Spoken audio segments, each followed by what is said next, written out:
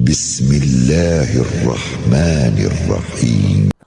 عباسہ نام، پہلے ہی لفظ عباسہ کو اس سورہ کا نام قرار دیا گیا ہے۔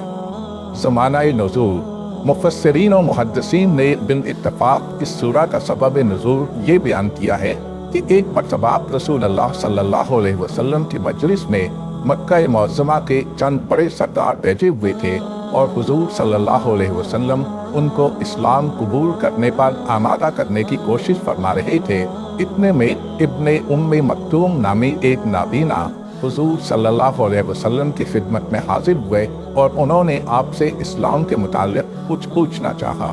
حضور صلی اللہ علیہ وسلم کو ان کی یہ مداخلت ناگوار ہوئی اور آپ صلی اللہ علیہ وسلم نے ان سے بے رخی برتی۔ اس پر اللہ تعالیٰ کی طرف سے یہ سورہ نازل ہوئی۔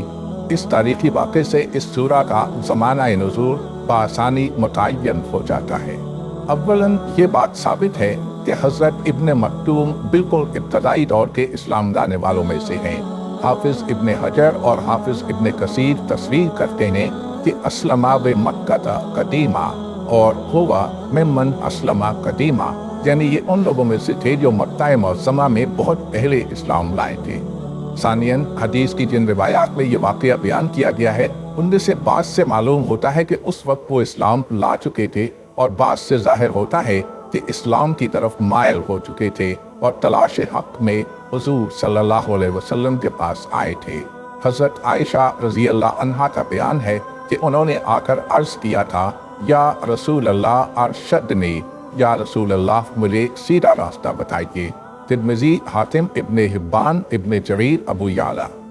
حضرت عبداللہ بن عباس کی روایت ہے کہ وہ آ کر قرآن کی ایک آیت کا مطلب پوچھنے لگے اور حضور صلی اللہ علیہ وسلم سے عرض کیا، یا رسول اللہ علمنی مما علمک اللہ، یا رسول اللہ مجھے وہ علم سکھائیے جو اللہ نے آپ کو سکھایا ہے۔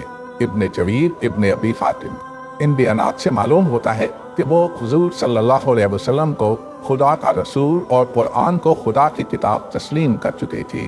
دوسری طرف ابن زید آیت 3 کے الفاظ لعلہ یزکا کا مطلب لعلہ یسلم، شاید کہ وہ اسلام کو